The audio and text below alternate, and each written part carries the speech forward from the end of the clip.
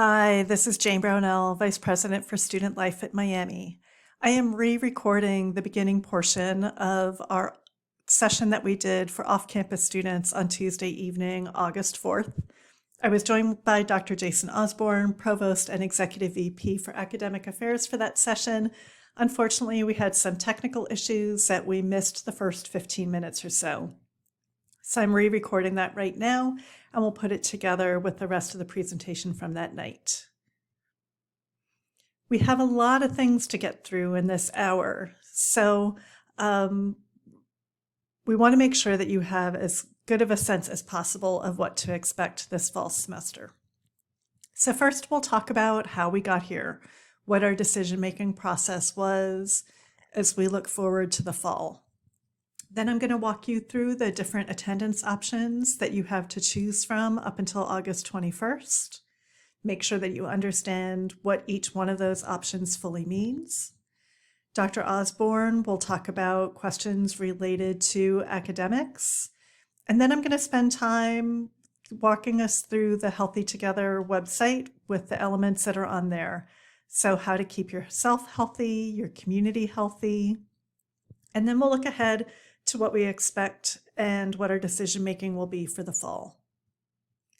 So first, how did we get here? Well, we are sitting in a very different place than any of us imagined we would be back in March. I don't think anybody was thinking that we would be at a place where, as a country, we are not getting this pandemic together yet.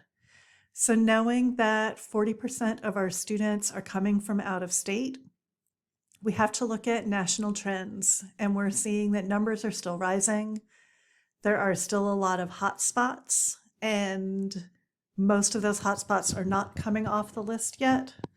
Then we also looked in the state of Ohio, and Butler County was not looking very good in July. Out of a 4-level advisory, we were at level 3. We were in red for quite a bit of time this summer. And so we had to ask ourselves, is this the best time? Is it a safe time to bring 20,000 students back to our small town of Oxford? As we were looking at this, we were talking to the Department of Health, both of Butler County and the state of Ohio, and our other partners in our tri-health system. And we were looking at the recommendation of Governor DeWine. And he was recommending to all Ohio publics that we start with a phased-in approach. So that is what we're doing. We had our first phase during the summer when we had a number of our student athletes returning to campus to start to practice, and we were able to go through our protocols and our practices at that point and see how those were working in practice, and we were able to make some adjustments. The next phase is going to be off-campus students. We would really prefer that you stay at home for as long as you can before you come back. But we know that in reality, people's leases are starting, and there are a lot of people who are intending to come back to Oxford now. So the off-campus students, along with our graduate students who are starting in-person classes on August 17th, are going to be our phase 2. How do we do as Oxford? How do we do as Miami? Are people doing what they need to do in terms of precautions? How is our quarantine and isolation space being used? And then looking at national trends. So we are doing this phased-in approach, and every student does have decisions that they need to make by August 21st. So let's go through the attendance options. Every student has 3 basic options. The first is that you will start all of your remote classes as undergraduate students on August 17th. So all classes will be remote starting August 17th. And then any classes that have a face-to-face designation would start in person on September 21st. Option 2 is to elect to be fully remote from home with your families for the entire semester. Option 3 is, as a continuing student, since this is for off-campus students, to take a leave of absence for the fall or the spring semester. So let's walk through those a bit more carefully. I am imagining there are not a lot of first-year students on this call, but let me run through their first-year options pretty quickly. So option 1, you stay at home for the beginning of the semester and you start your classes remotely on August 17th. You'll move into your residence halls the week of September 14th and then start any classes that are designated face-to-face on September 21st. So that's option 1. Option 2 is to remain home all semester, and you will take a mixture of online courses and hybrid courses that a faculty member has said are appropriate to take completely online. Or option 3, a first-year student could defer admission for a semester or a year. As a sophomore, it's still the 3 basic options, but option 1 can look 2 different ways. So the first is just like first-year students. You will stay at home and begin your classes remotely on August 17th. You'll move into your residence hall the week of September 14th and start any face-to-face classes on September 21st.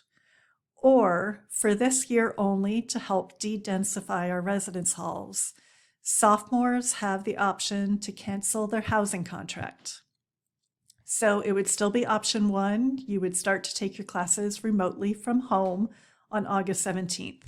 Separate from your telling us you want option 1, you will also go ahead and cancel your housing contract. Stay at home for this first month, move into off-campus housing the week of September 14th, and then start your face-to-face classes September 21st. Option 2, remain home for your entire semester with a mixture of online and hybrid courses. Or option 3, take a leave of absence for the semester or year. For juniors and seniors, still 3 options, but now option 1 could have 3 different variations. The first is for juniors and seniors who live in residence halls. Just like first years and sophomores, you would start your classes remotely, move in your residence halls the week of September 14th, start face-to-face September 21st. If you have a housing contract, you also have the option to cancel that housing contract. So just as 1B was for sophomores, start classes remotely, also cancel your housing contract, move into your off-campus housing the week of September 14th, and start face-to-face September 21st.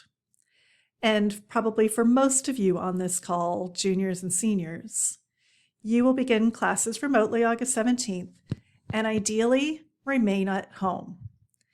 We know, again, that some of you will opt to return to Oxford during this month, but it is our preference that you remain at home a bit longer before you start your face-to-face classes September 21st. Option 2 is to remain at home all semester. The remote option is not meant for people coming back to Oxford. It is meant for people who are going to stay home for the entire semester and take a mix of online and hybrid courses, or you could take a leave of absence for the semester or year. So going through the reality of each of these options, so you're making an informed decision. In option 1, during this first month of the term, while you're at home, you'll have access to remote tutoring through the Brownell Learning Center. If you are physically located in the state of Ohio, you could engage in telecounseling with our student counseling service. Unfortunately, because of licensing requirement, they can only do telecounseling if you are located in Ohio. But if you're located out of Ohio, they certainly are still available for consultation, or you could always use our 24-hour HOPE call-in line. You can certainly get your assistance from the Miller Center for Student Disability Services if you are registered with a disability. And you could participate in Miami events and with your student organizations remotely. Know that all of our offices on campus will be open beginning August 17th, but we'll have limited services. So we may have more limited hours and not all services will be available. So for instance, only Pulley Diner and the Emporium will be open in Armstrong Student Center, and Armstrong will be open from 8 a.m. to 8 p.m. So a little bit more limited. All campus resources will be fully open on September 14th. Option 1 students, again, can live either on campus or off campus, but in recognition of the fact that those services will be more limited for that first month of the semester, there is a $750 reduction in fees that you would need to pay this semester.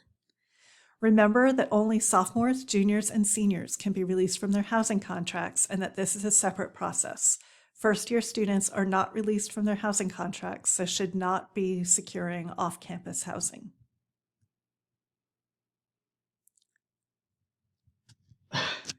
Option 2.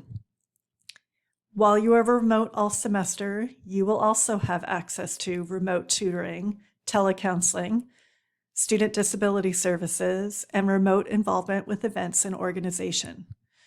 First years, again, remember that option 2 is not for people who are going to be living in Oxford and participating remotely. We have seen some activity on Facebook of first-year students talking about getting apartments in Oxford. If you do that, know that if and when, boy, I hope when we are back together in the spring, you would be required to live on campus in the spring and during your sophomore year.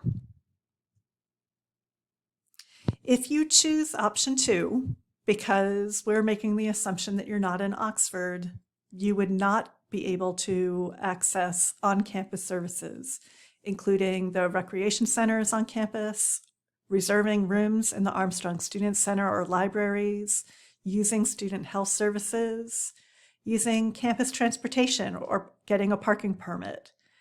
There would be no dining plans that you would have access to. And because our quarantine and isolation space and services on campus are limited, you would not be prioritized to use those spaces. If you were to become ill, you would not be able to quarantine or isolate on campus. And further, you're not eligible for campus employment if you choose the remote option. Because you would not be using those services, Ohio residents will have a $1,000 reduction in their fees, and out-of-state students a $2,000 reduction. Option 3, if you are a first year and you defer your admission, we will hold your spot for spring 2021 or fall 2021. If you're a continuing student and you opt to take a leave of absence and you've taken any student loans, please be sure to carefully read the FAQs on the Healthy Together website and check in with financial aid. There are ramifications potentially if you have loans, so you want to be sure that you have all of that information. And we're now going to turn over to Dr. Osborne to talk about some academic issues. And I believe that we are able to go back to the recording from Tuesday night. Do some of these new teaching techniques, such as hybrid and online, to make sure that they can do as good of a job as they're able to for you under the circumstances. So when you see a class that's labeled as face-to-face, that means the faculty were intending the course to be entirely in person, in the same classroom, what we typically think of as a traditional on-campus class experience. 100% of the experiences were together, face-to-face or on campus. Where you see online, the courses were designed to be 100% remote online. And there's two different types of online classes, two general classes of online classes. One is a synchronous class where we're all, like today, right now, we're synchronous. We're all online remotely, but together at the same time, and in theory, being able to interact. There is also an asynchronous component to many classes where you can kind of work at your own pace. You can progress through the learning objectives in the way that suits you best. And so they're not better or worse. Some students from spring felt like they wanted more synchronous contact with their faculty, and that's certainly understandable because we are social creatures.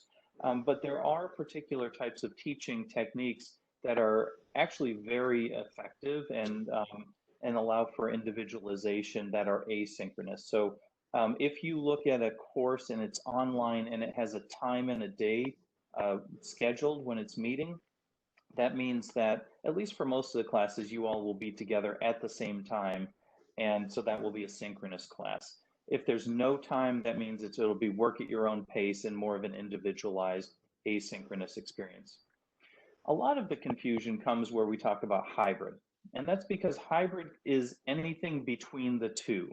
So a hybrid class is something that is at least a little bit face-to-face and at least a little bit online, and it can be mostly one or mostly the other or half and half. And in fact, many of our faculty were planning for a very good, robust hybrid experience because we're having to deal with the public health mandates to maintain 6 feet of distance and to have these other public health considerations. We aren't able to pack our classrooms as much as we used to. So if you could imagine, having a 30-person class, but we can only have 15 people or 10 people, say, in person at any one time, the other students would be then remote, but at the same time joining the class. And then there would be, you'd have 2 or 3 groups of students cycling through where they're in person and then remote and then in person and remote, just because of the health concerns. There are a lot of other hybrid technologies and techniques that are very effective, again, and that are different than just this kind of predictable, a certain portion is in face-to-face and a certain portion is remote. There are things called flipped classrooms where you do some of the preparation out of class, and then when you're with your faculty member, you're doing a lot of the fun stuff, the hands-on stuff, the talking through some of the thorny issues and the interesting scenarios that you would want to expect in a really good class. So because of that, not all hybrid classes are appropriate if you want to be 100% online for the semester. So that has been leading to some confusion, and I want to make sure that we talk through that a little bit. So obviously everyone is remote for the first 5 weeks. There are almost no exceptions to that. And there's a question in the discussion that I'll get to in a second. If you want to be remote, the guidance has been you have to either choose classes that are labeled as online, and either synchronous or asynchronous is fine. One thing you should be thoughtful about is that all the synchronous classes will be scheduled on an Eastern time zone. So if you happen to be overseas or you happen to be on the West Coast, then that's something you should consider. So either the online courses or hybrid. But if you're going to choose hybrid, you have to touch base with the faculty member and make sure that you really can successfully complete that course fully remotely. And as I alluded to a minute ago, there are some really interesting teaching techniques that would not allow you to do that, even though they're considered hybrid. So that's some of the complexity here. And frankly, that's going to be on you to figure out. As I said before, the fee refunds are primarily because you're not on campus and you can't take advantage of services that have connections to fees. It's not for the tuition. So it doesn't matter how many classes are face-to-face or hybrid. If you're on campus or off campus, you're paying the same tuition. It's that the fees will be different and you'll have different access to different services. There are some policies that we changed during the spring semester when we suddenly had to close down the campus and go remote, and we're continuing those policy changes. We're still in discussions with our University Senate, where you have representation, by the way. Our Senate, for those of you who may not know, has undergraduate, graduate, staff, and faculty representatives. And we've been talking through all of these policies, but we do intend to continue the choice of credit, no credit throughout the semester in an expanded format. So typically, students have access to credit, no credit, any non-required courses for your major can be elected in the first few weeks to be credit, no credit. In the spring, when we had to go to remote, we allowed you to take that option through the last day of classes or any course that you want, not limited to just non-major or non-required courses. We're doing the same this semester because it's such an unpredictable semester, and we really hope we're going to be back on campus, but if not, we don't want to have to go through all this uncertainty. And so you should know upfront that through the last day of class, you can select virtually any class as credit or no credit. There's also a lot of questions about what's the difference, why aren't we doing pass-fail? And because there are a lot of universities who switched to pass-fail mode during the spring upheaval. Credit, no credit, and pass-fail are largely similar, and the goal of both of them is if you elect those and you get a passing grade, you get a pass or you get credit. The difference comes if you fail the class. If you don't get a passing grade under pass-fail, you get an F on your transcript and you get the 0 credit points that then figures into your GPA. Under a credit, no credit policy, you just don't get any credit for that course. So there's not an implication for your GPA in the same way that pass-fail would be. We believe that that's more supportive to students, and it also doesn't show up on your transcript in the same way if you run into problems. So that's something to consider, and it's not something you have to worry about right now. You will have access to that all the way through the semester. You also will have access to discussing taking an incomplete with your faculty member. If the faculty member agrees to allow you to take an incomplete, then you can create an agreement that would allow you to complete the course through the entire next semester. That's not something the faculty are required to agree to, so that's something that you negotiate with them based on whatever rationale you have, and then you make an agreement as to how the course will be completed. That does put a tremendous amount of work on faculty who are also teaching the regular credit courses, so just be thoughtful of that as well. Finally, sequencing of courses and classes. So there have been some questions coming through as to, if I take these courses now and then I'm required to take the next courses in the sequence for the spring, will those courses be available to me? And of course, when we're scheduling our classes for the next semester, we do prioritize all courses that are required, that are in high demand. And so you should, in theory, have access to the next in the sequence, especially if it's a required class for your major. While we can't guarantee every single thing will be available, we do try really hard to make sure that you can continue making progress toward your degree. One other thing I want to back up on, if you are choosing to be remote and you reach out to your faculty member to let them know that that's your desire, many faculty members, as I mentioned before, have spent their entire summer planning for the fall semester. They have specific pedagogies, which are teaching approaches in mind. And so it's really up to them as to the answer they give you, whether it's appropriate or possible for you to be remote or not. If you want a course and it's not offered in an appropriate format, but you want to stay remote, you're going to have to choose another course. We can't promise that every single course you desire would be available in any possible delivery. And that's just unfortunately how things have to be. Finally, study spaces. We are, during the first 5 weeks, we are understanding that sometimes it's really difficult to be engaged in a class or to be studying or to be doing a test, for example, when we're in an online environment. You may be in your family home with siblings. You may be in your off-campus dwelling, and there may be just distractions. And so these will be available to you if you are not committed to being fully online. We also are going to have facilities, the academic buildings will be available, understanding, of course, that we're going to expect you to be maintaining your public health and safety guidance of wearing masks, keeping distances, and things like that.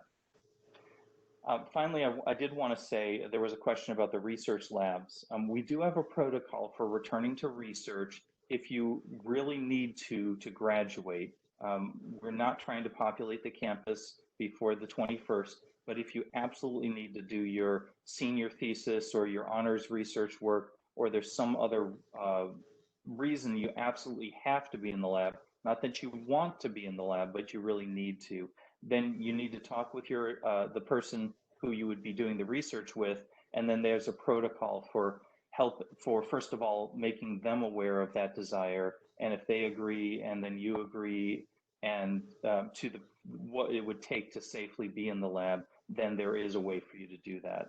So we are trying to be as supportive as we can in that. Jayne, I'll throw it back to you for now. Great, thank you. All right, so the second half of this information session is going to be focused on health precautions that we are taking and how they affect you, and then also life in the community. So I know that these are both topics that are of a lot of interest to all students. So all of this material does exist on the Healthy Together website, but sometimes it is just easier to absorb it by talking it through. And I'll certainly be providing a lot more detail than is on there. So we are taking our guidance from the Department of Health, from our local Butler County Department of Health, and the state of Ohio, from the CDC. We are in very, very close relationship with Tri-Health, who manages student health services, and the local McCullough Hyde Hospital, and they're a very large healthcare system located in Cincinnati. So we are doing everything possible related to health.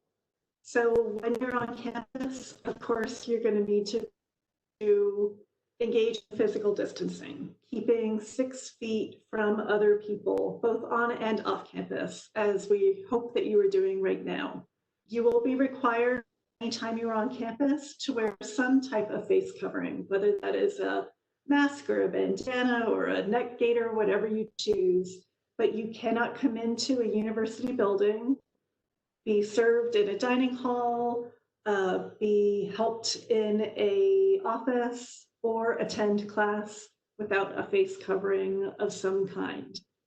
So those are mandatory. You should also know that the city of Oxford has a mask ordinance in place now.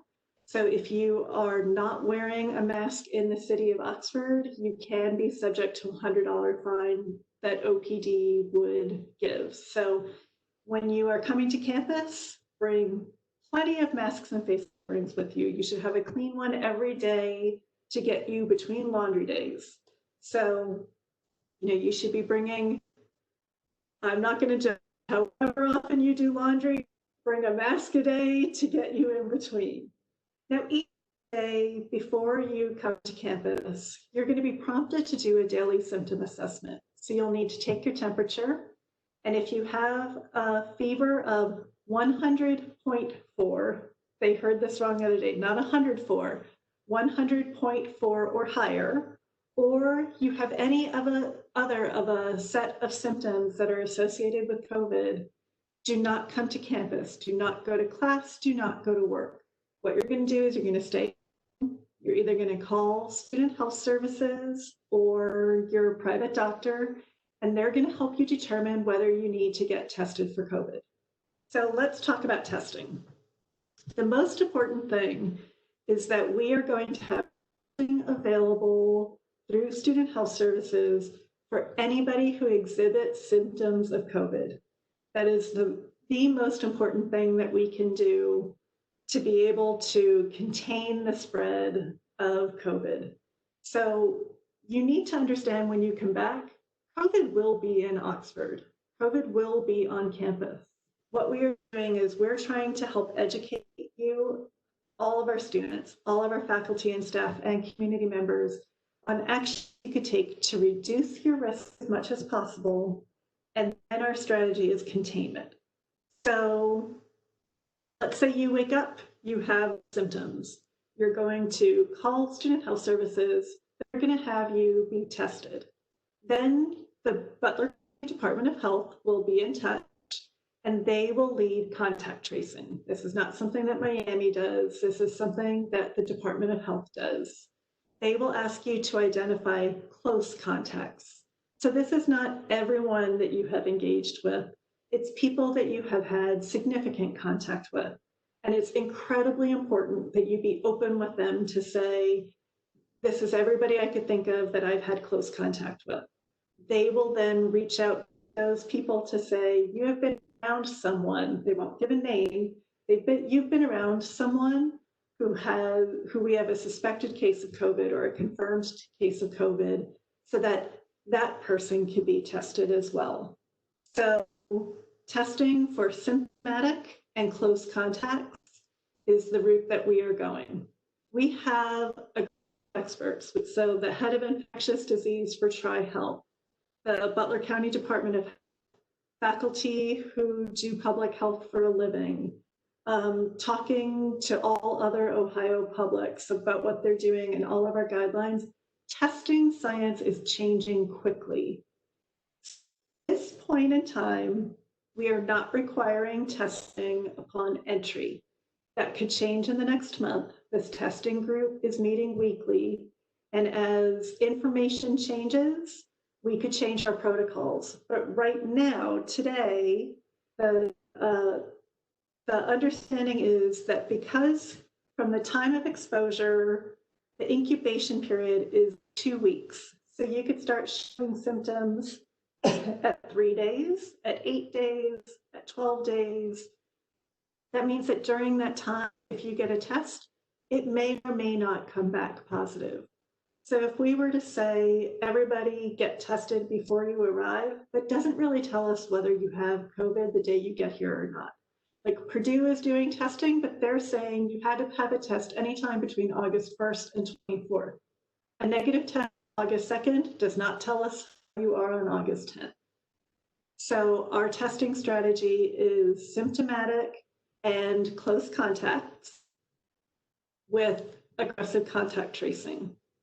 From there, if you either have a positive test or you are a close contact of someone who either has a positive test or is presumed to have COVID, you will be required to go into quarantine or isolation. Quarantine is for people who don't have symptoms but have exposure. Isolation is for people who are ill and have symptoms. So they're in separate places and not kind of cross-contaminating. So we do have space on campus for campus residents. This is not unlimited space. So we have to preserve as much of this space as possible for our quarantine and isolation. Because if you are in quarantine or isolation, you're there for 14 days. No questions asked, no way to end that early. That means that you have to be in a private bedroom with a private bathroom. You can't go out to the store in a mask. You can't go out for exercise. You can't be with other people who are also quarantined because one of you may end up testing positive and the other will not.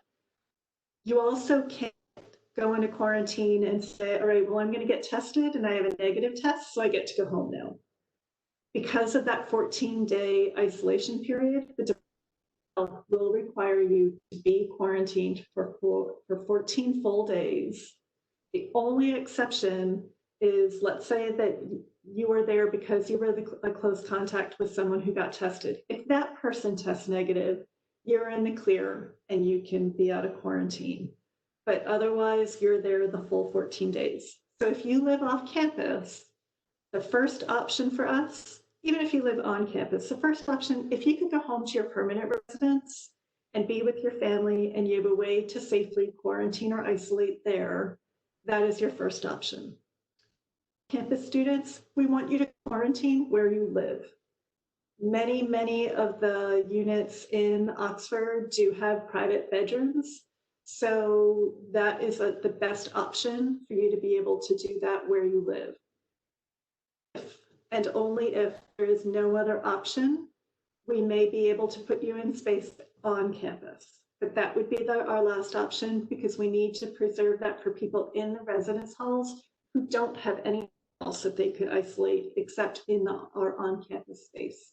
Some of you asked questions about fraternities. Each fraternity house is supposed to be developing a plan and communicating with you what their quarantine and isolation plan is. So a tough situation.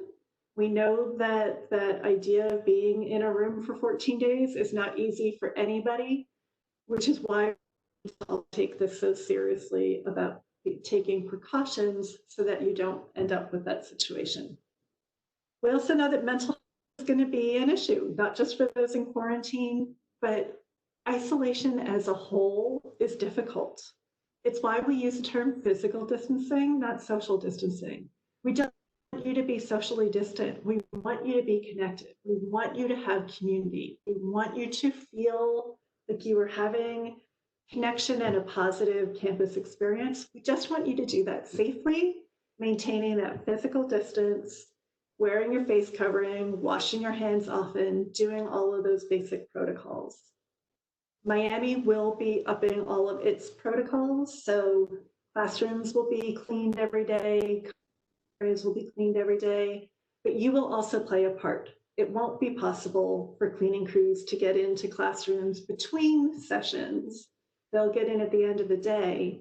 So we're going to have cleaning supplies on hand, that if you have an in-person class, you'll have cleaning supplies and you will clean your desk before you start class. And when you end class, just like you would go clean the elliptical machine at the gym that you used, that you will have more responsibility for cleaning your space.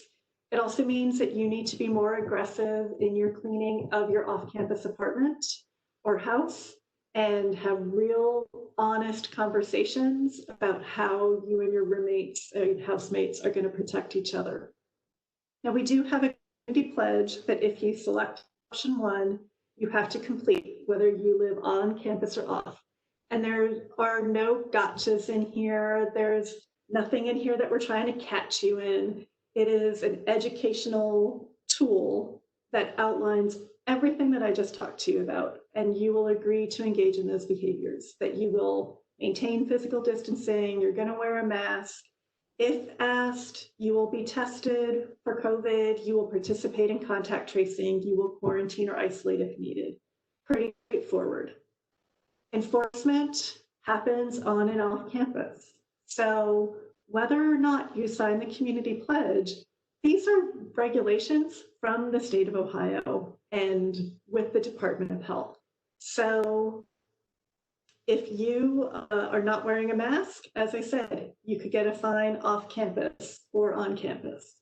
If you violate other parts of the Ohio regulations I'll get into next, you can be cited by the city of Oxford. And just like any other off-campus behavior, we would get a copy of that citation and you could be held accountable under the Code of Student Conduct.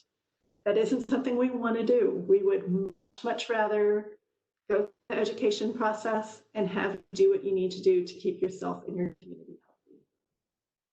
Talk about community. As I said, community matters.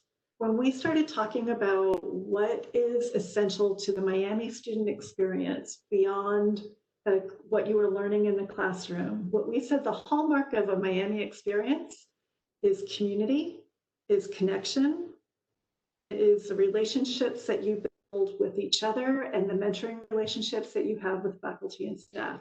And that whatever decisions we made, those had to be core. Those had to be the things that we were going to protect moving forward. So life on campus, off campus is going to look different, no doubt about it. I don't know if you have all heard that Governor DeWine last week has told all bars that they have to stop serving alcohol at 10 o'clock and that they have to close by 11 o'clock. We know that restaurants have limits in how they can serve. Those are all held accountable by the state of Ohio. And so that does change things. But you will have different responsibilities living off campus. So the way that I try to think about this of how to keep yourself safe, think about concentric circles. And those circles are increasing risk. So you start with your house or your apartment. Your roommates, your housemates are your family unit. You're responsible for each other. You're going to care for each other. You're going to look out for each other. You may not always like each other. You don't always like your family either, but you're still going to take care of each other because you're your family. And this becomes your family here. And this is your smallest circle. That's who you're going to spend the most time with, and you're going to be responsible to each other. Then your circle opens up a little bit more. That might be your student organization, or it'll be the people in your face-to-face classes. You're going to take more precautions because you don't know those people as well. You don't live with them. You don't know where they are as much. You're going to wear your face mask. You're going to keep your distance.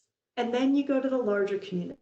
That's going out to restaurants. That is going into an off-campus house of someone that you don't know and have in your small circle. Each time you enlarge your circle, you enlarge your risk. So we want you to be connected. We're just asking that you do that with a smaller group of people than you have other semesters. So the guideline in Ohio is still 10 people limit at a gathering. The only exceptions to those are weddings and funerals. That's it. So whether you are at home, whether it's a student org, you cannot be in groups of more than 10 people, or you do risk being cited by OPD because you're violating this Ohio health order. That means campus parties inside or outside that exceed 10 people. Student organizations, what this means is that you're going to need to be creative. So if you look on the Healthy Together website, Student Activities and the Cliff Alexander office have put together a really, really thorough document and have been meeting with student leaders about which events are not a good idea for this semester. So going off to do a formal somewhere in Kentucky is not going to be a good idea for this semester. Hold off on that until the spring and see how things go. But there are lots of other ways to be creative. So the example that the Butler County Department of Health gave the other day was, so let's say a sorority wants to do a yoga night. You have 10 people who are doing yoga together in a room, and they are going to broadcast to another room that has 10 people in, and another room that has 10 people in. So again, you could still be connected, but face-to-face, you're going to stay in your smaller pods. Met with all fraternity and sorority presidents last Tuesday, and I know some of you are having questions about fraternity houses where you have 40 or 50 men living together. What we talked about was that house might get divided up informally into different pods. So you have groups of 10, and those 10 people are going to eat together, and they're the ones that are going to use a particular room in the house to lounge in, and another group of 10 will be in a different room. So that if one person were to become ill, your close contacts, when you contact trace, you're not needing to quarantine all 40 people in the house. You're only looking at that group of 10 of your small pod. So that should give you some motivation too of why to keep your group smaller, is it does affect that contact tracing. Last, I want to talk about visitors to campus. A big part of the reason that we are ending our face-to-face instruction before Thanksgiving and why we are not having a fall break is so that you get to go home for Thanksgiving and then you stay. You're not going to go all over the country and bring whatever you got in the airport back with you for finals. You'll do your finals remotely. The more that we could stay contained in Oxford, the more likely we are to make it through the semester together in person. So please, please limit your trips home. Limit the number of times that you have people from outside of Oxford come to visit you. Keep those to essential visits. Boyfriends, girlfriends at other schools, try to limit how often you see each other. It really will be very important in how we get this semester. So looking at, I know you have questions. We get asked a lot of questions of, can you promise we're going to come back in September? Can you promise we're going to get through to Thanksgiving? If I do this thing, if I wear my mask, can you promise that this is going to work? And unfortunately, none of us has that power. We are living in a time where everything is changing all the time. It's why the timing of our decision was what it was. We thought that we knew what the future would hold, and then it changed again. We didn't expect to be at this point in time. As Dr. Osborne said, we have all chosen careers where we get to work with students. So we want you here. You are what inspire us and motivate us and keep us going day to day. This is not something that any of us want to do. So as we're looking to the future, some of the what if questions.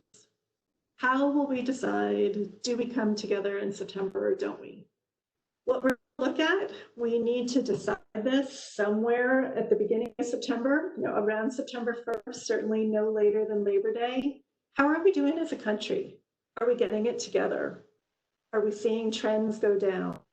Are we seeing hotspots reducing and no new hotspots coming up? How are we doing in Ohio?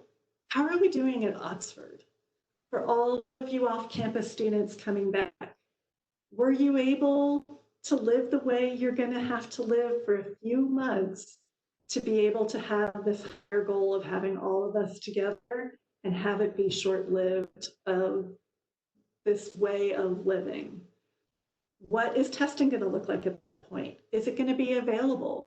If tests are available, how about processing of tests? Can we get test results back soon enough that they're useful to us?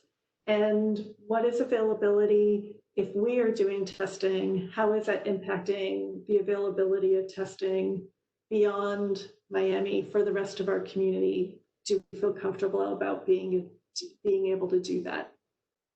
So we'll be looking at all of the data. Just as this decision was, it will be a data-based decision. I promise you, we're not trying to keep information from you. We have not made a decision right now that we're holding back. This is not in Miami's financial interest or personal interest to be able to keep you away. It actually would be much better to have you back.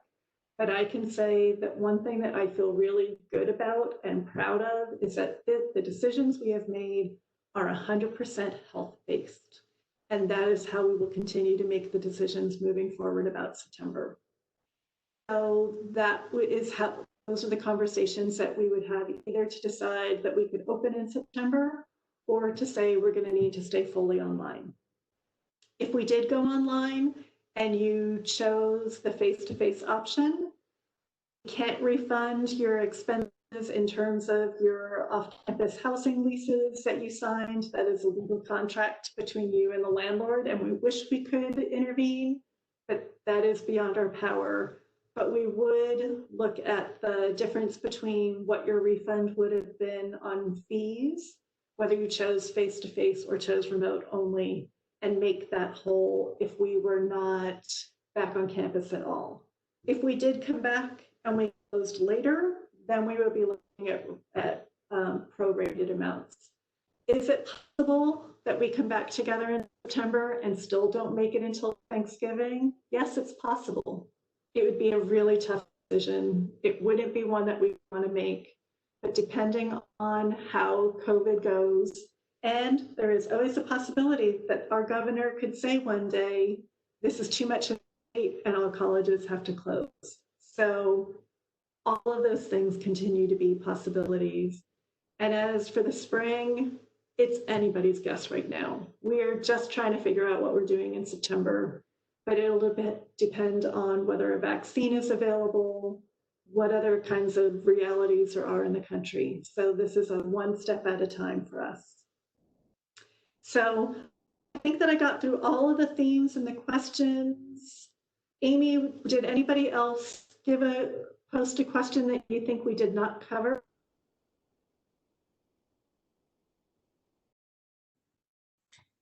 Thank you for asking. Dr. Osborne has been answering many of the questions in the Q&A as we've been going through. So thank you for that, Dr. Osborne. One of the ones that was not answered yet is if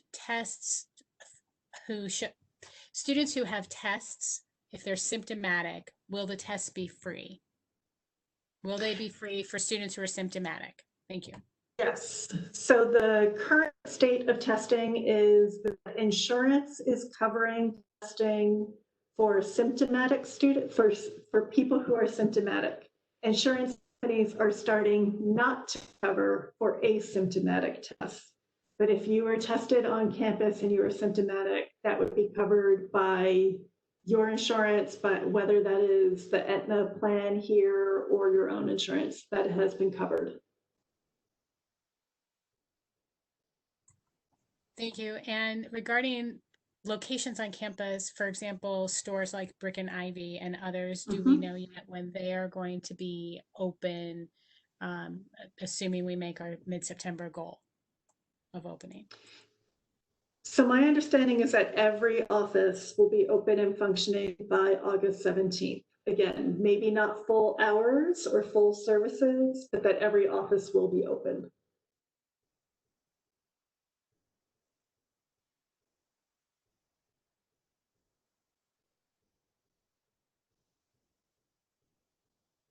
Dr. Osborne, any other points that I didn't hit that you'd like to add? Well, there are a couple. There were some really good questions, so thank you for all of those. I hope I didn't get anything wrong. I think one of the concerns is if we're able to come back to campus, and if you're in a face-to-face class, and if you have to isolate or quarantine for 14 days, how will faculty accommodate that? And what I will tell you is that every single faculty member, regardless of the modality that they're teaching, understands that students may at any time have to quarantine or isolate. People may get sick for other reasons. Actually, faculty could get sick as well. So we're trying to be as nimble as we can, and all faculty are committed to doing that short-term accommodation. Now, it won't look like it, so if you're in a face-to-face course and you have to isolate, you're not going to have a full, robust online experience for those 2 weeks. Every faculty member will have to approach that differently depending on the details of the class, but they will make sure that you can continue making progress.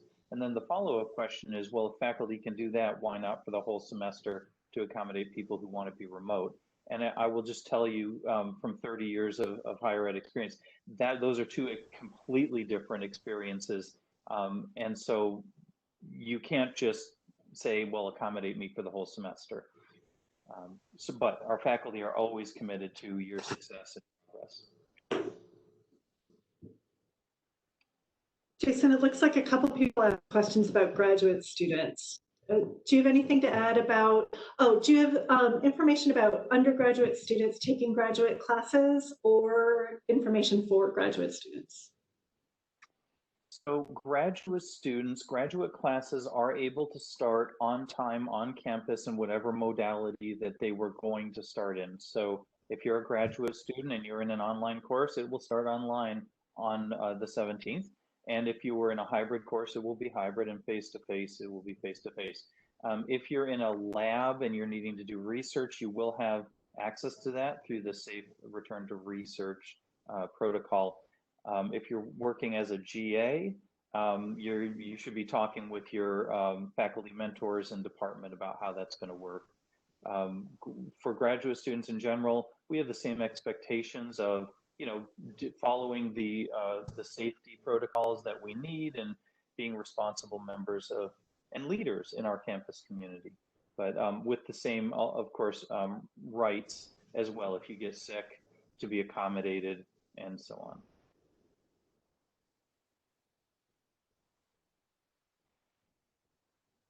Any other questions to pose for us? Dr. Brownell, there has been a question about when the student health services will be open. They are open right now, regular hours, but they have been open all summer. Great. And are there blanket rules for student employees? If the specific wording is, if you are a student employee, for example, in the dining hall and are living off campus and take option 1 until September, are you able to work between August and September?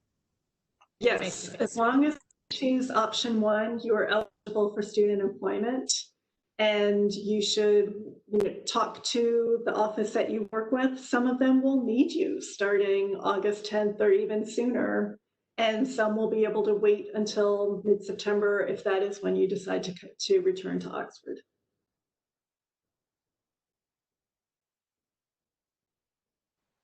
So Jayne, there were a few questions I think popping up about protests, and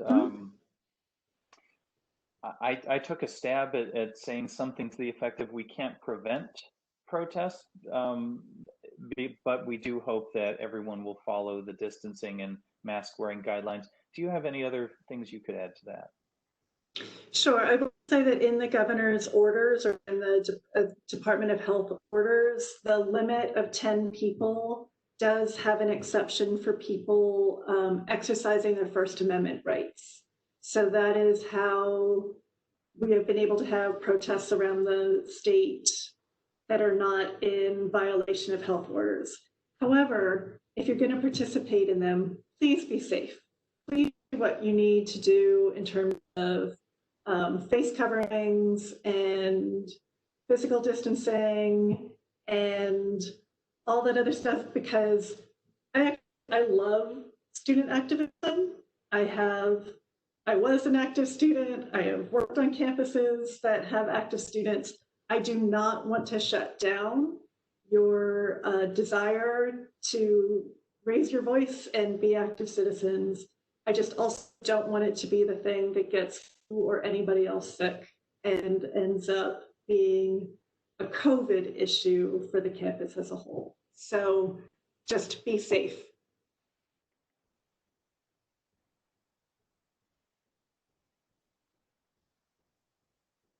Oh, and I just got a reminder from someone that I didn't even know was on this call. So remember that at the beginning of the year, you are asked to update your address when you go online of what your local address is. So my guess is a lot of you will be updating your address to where you are in August, which may be at home. If you start at home and then you come to campus in September, please remember to update your address with your Oxford off-campus address. In terms of contact tracing, the Department of Health needs to be able to reach you to give you a heads up that you may have been exposed. And their ability to do that will be very, very limited if we can't help them with that contact information. So it's going to be important that you remember to update your address when you return. Dr. Brownell, I realize we're encroaching over our time limit, but we did have someone ask, if a student is quarantined or isolated in an apartment, will Miami check on the student or bring medication if necessary? So we are doing all of that on campus. Off campus, we may be limited in what we can do. We will not provide dining off campus. I doubt that we will be doing house calls off campus, but certainly we can provide medical consultation. And no matter what, if we know that you were in quarantine or isolation, we do have a team of people through our Dean of Students office that is going to be checking in with you and your well-being and making sure that if you are feeling well enough to participate in classes, that you have what you need to do with all of that. So we're not going to leave you hanging if you're off campus, but what we could do in terms of, like, we're not going to be able to deliver meals around to off-campus places.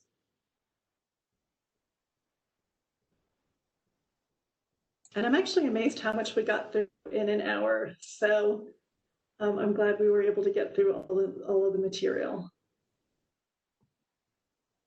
Prescriptions, right? I just, something come up about prescriptions. So there is no longer a pharmacy on campus. It was a very limited pharmacy on campus. So it would be that you would use either CVS or Walgreens or Kroger or whatever you wanted to in town.